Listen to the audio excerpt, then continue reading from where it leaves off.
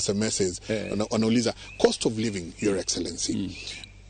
Tuko katika mpangilio upi kama nchi ya Kenya kupunguza gharama ya maisha? Mambo matatu. Jambo la kwanza, tuelewe kwamba gharama ya maisha imepanda, sio Kenya peke yake. Ya, sio Kenya peke yake, duniani kote. Ya kwanza. Na imechangiwa na mambo kadha. COVID-19 ilileta hasara kubwa duniani kila mahali. Watu walipoteza ajira, wengine wakapoteza kazi, wengine wakakosa hata kuendelea na kazi zao za shambani, kukakuwa na matatizo.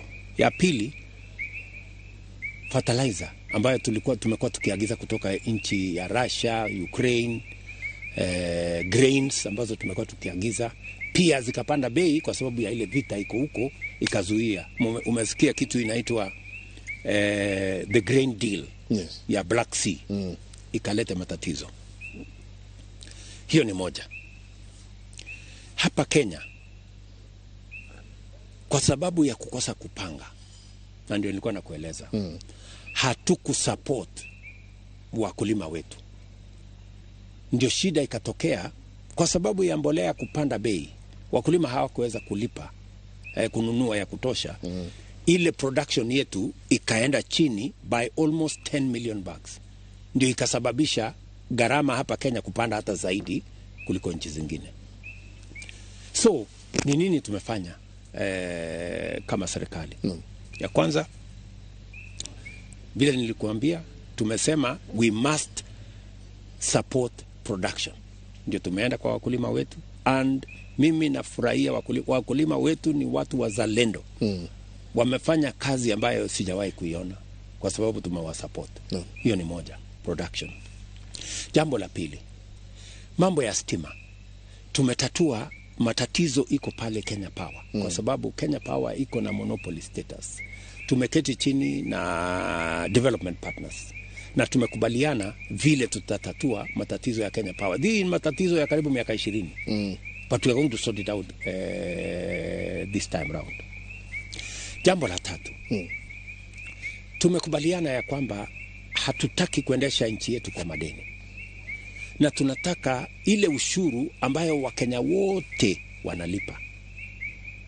Ndio tukaongeza ushuru kwa mafuta. Si ndio hapo ndio watu wanasema? Kwa mafuta. Why kwa mafuta?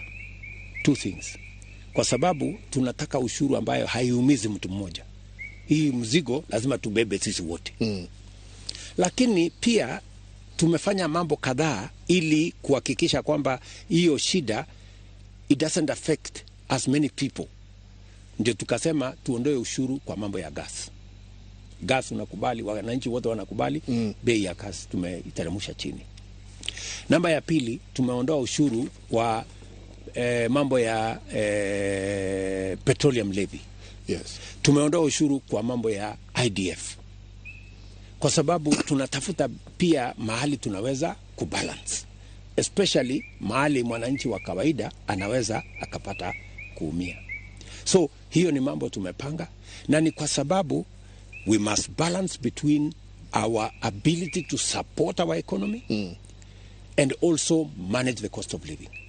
You know? Yes. Na nilikwambia, why are we, mbona sisi tunaelekeza mpango yetu sana kwa kupunguza gharama ya chakula? Ni kwa sababu 52%, 52% ya gharama ya maisha ni gharama ya chakula. Kumaanisha ukisort out gharama ya chakula, you make a big dent in sorting out the cost of living. Na ndio unaona tumeelekeza mipango yetu mingi katika kusupport wakulima, kwa sababu tukisupport wakulima we will make the biggest impact, you know, katika kusort out maneno ya cost of living.